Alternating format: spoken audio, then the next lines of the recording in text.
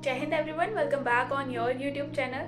So today is 30th of December and अगर हम आज से सभी दिन काउंट करते हैं तो just after 30 days we will have our FCAT 1 2026 exam.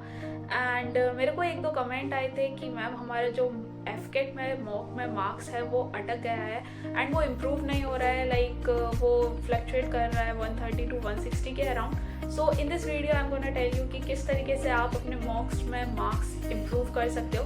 Because I have seen personally FCAT मॉक्स में जितने भी मार्क्स आते हैं उसके +-10 के अराउंड ही हमारे एग्ज़ाम में मार्क रहते हैं.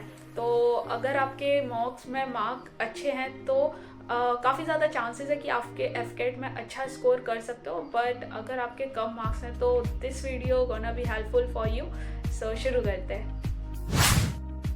सो सबसे पहले लेट डिस्कस कि जो कैंडिडेट रहते हैं वो काफ़ी ज़्यादा मिस्टेक करते हैं वाइल गिविंग मॉक्स. तो कभी भी आप किसी भी एग्ज़ाम के मॉक दे रहे हो तो आपको ऐसा नहीं करना है कि आपने मॉक दिया, उसका स्कोर देखा एंड आप सेकेंड मॉक देखने चले गए. तो this is the biggest mistake that candidate use to do.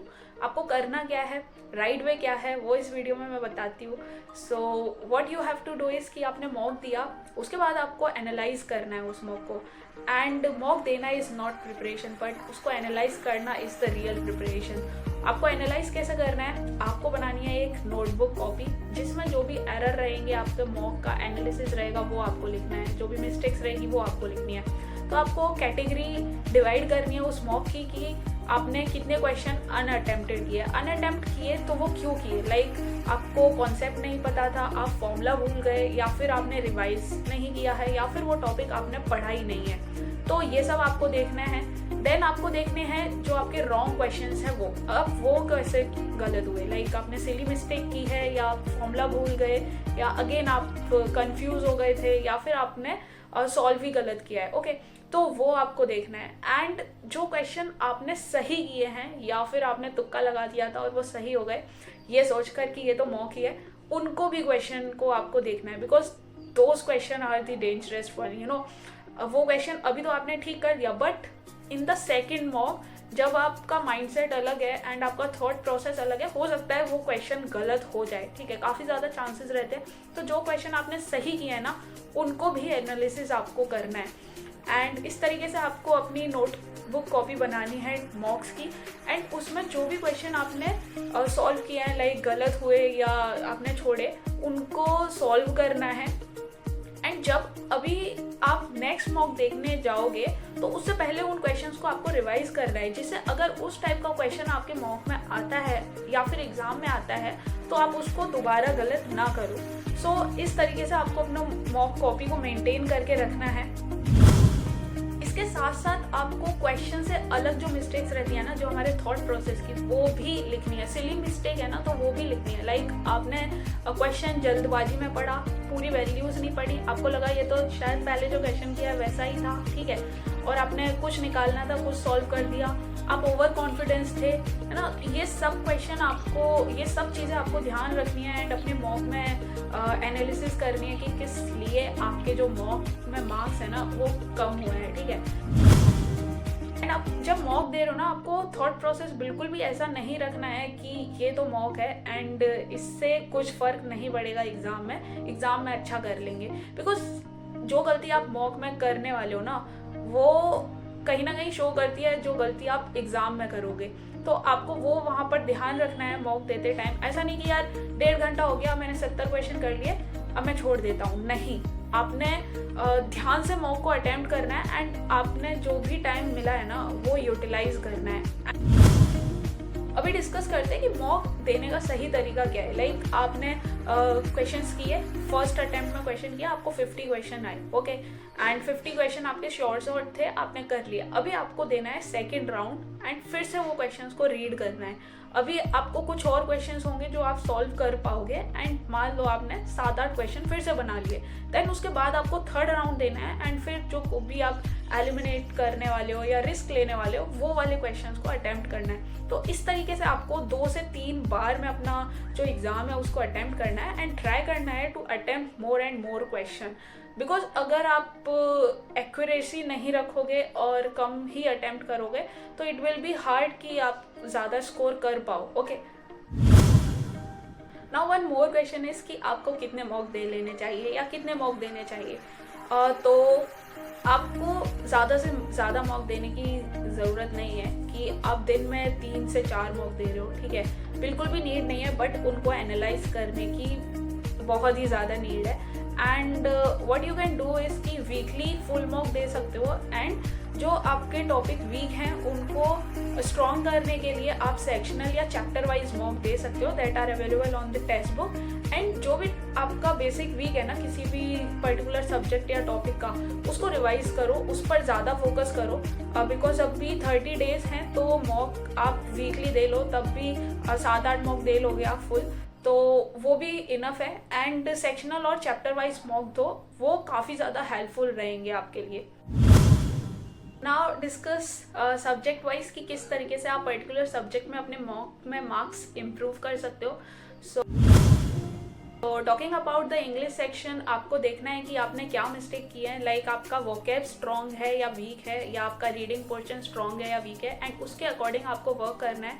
अगर आपका वीक पोर्शन वोकैब है then you can go with this एफकेट ओसवाल बुक।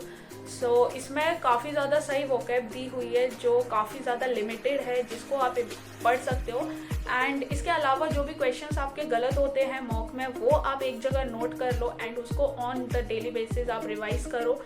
एंड अगर आपका रीडिंग पोर्शन गंदा है या वीक है या नेगेटिव उसमें काफ़ी ज़्यादा जाते हैं, तो आपको कंसंट्रेशन होने के साथ साथ आपको प्रैक्टिस की नीड है। ज़्यादा से ज़्यादा प्रैक्टिस करो, एंड जो भी क्वेश्चंस रहते हैं रीडिंग पोर्शन के, लाइक PQRS, S1, S6, या फिर एरर वाले क्वेश्चंस रहते हैं, या फिर लाइक अनसीन पैसेज वाले क्वेश्चंस रहते हैं, तो वो काफ़ी ज़्यादा उसमें कंसंट्रेशन का इम्पोर्टेंस है। तो वहाँ आपको ध्यान रखना है कि अपने जो क्वेश्चन हैं जो आपको फ्री के मार्क्स मिल रहे हैं उधर इंग्लिश में रीडिंग पोर्शन वाले, उनको नहीं जाने देना है। Now coming to the maths section, अगर आपका मैथ्स में नेगेटिव मार्क्स काफ़ी ज़्यादा है, तो what you have to do is कि सबसे पहले आपको देखना है कि आपका जो बेसिक्स हैं वो स्ट्रॉन्ग है या नहीं, आपको फॉर्मूलाज याद है या नहीं। आपको फॉर्मूलाज की ज़्यादा से ज़्यादा रिवीजन करनी है एंड ज़्यादा से ज़्यादा प्रैक्टिस करनी है उन क्वेश्चंस की जो बार बार आ रहे हैं या एफकेट पूछता है और आपके गलत हो रहे हैं। आपको नोट करना है उनको एंड सॉल्व करना है उनको, एंड उनका भी रिवीजन करना है क्वेश्चंस का। एंड ज़्यादा से ज़्यादा प्रैक्टिस विल हेल्प यू। और जो भी टॉपिक आपका गलत जा रहा है ना, उसका चैप्टर वाइज या सेक्शनल मॉक दो, एंड उनसे आप इजीली इम्प्रूव कर सकते हो। एंड स्पेसिफिक वीडियोस देखो उस टॉपिक की, तो that will help you to increase your marks in maths. Now coming toward the reasoning section. So for the reasoning, like FCAT की रीजनिंग के कुछ क्वेश्चंस काफ़ी ज़्यादा टाइम कंज्यूमिंग होते हैं, तो आपको बिल्कुल भी उन पर टाइम वेस्ट नहीं करना है। आपके लाइक जो कोडिंग डिकोडिंग क्वेश्चंस रहे या काफ़ी पजलिंग वाले क्वेश्चंस रहे, तो उन सब में ना आपको स्ट्रॉन्ग ग्रिप रखनी होगी। And for that what you can do is to improve speed. आप सेक्शनल मॉक दे सकते हो रीजनिंग के, एंड इससे क्या होगा ना, लाइक टाइम बाउंड स्पीड से आपका जो टाइम मैनेजमेंट है वो अच्छा रहेगा, एंड आपको बाकी सब्जेक्ट के लिए भी टाइम मिलेगा, तो वो आप कर सकते हो।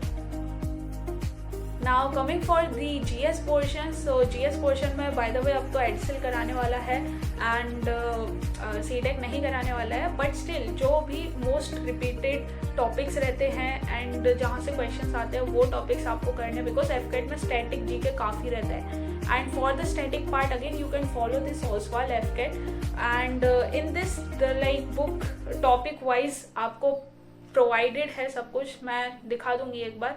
एंड इसके अलावा what you can do is आप करंट अफेयर पे अच्छी कमांड कर सकते हो। लास्ट 6 मंथ के करंट अफेयर्स कोई भी यूट्यूब वाले like CDS journey, desire to learn, insight, SSB, किसी के भी आप फॉलो कर सकते हो, एंड उनको अच्छे से पढ़ो। एंड लाइक आप जब क्वेश्चन गलत कर रहे हो ना इन मॉक फॉर दी GS, तो आपको उस क्वेश्चन को ही नहीं देखना है कि इसका आंसर क्या है, उससे रिलेटेड जो टॉपिक है ना उसको देखना है बुक में, एंड उससे रिलेटेड उस टॉपिक से अदर क्वेश्चन कितने बन सकते हैं वो भी देखने हैं। फॉर एग्जांपल यहाँ पर हमारा ले लेते हैं क्वेश्चन कि विटामिन A का नेम क्या होता है, ठीक है, वो आया। अब आपको सिर्फ ये नहीं देखना है A का नेम क्या होता है, आपको B1, B12, B6, C सबका नाम देखना है, ठीक है। तो इसलिए आपको मॉक एनालिसिस करना ज़रूरी है, एंड नोट्स का revision is must. Now personally what I would like to suggest you is कि mock is just showing your preparation and उससे डरना नहीं है। लाइक आप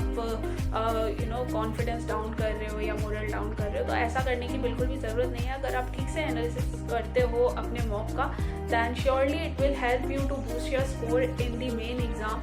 तो आपको कॉन्फिडेंट रहना है एंड ज़्यादा से ज़्यादा प्रैक्टिस करते जाना है, ज़्यादा से ज़्यादा रिवाइज करता जाना है, so that it will help you. And in this video इतना ही, फिर मिलेंगे न्यू वीडियो में न्यू टॉपिक के साथ। तब तक के लिए बाय बाय, जय हिंद।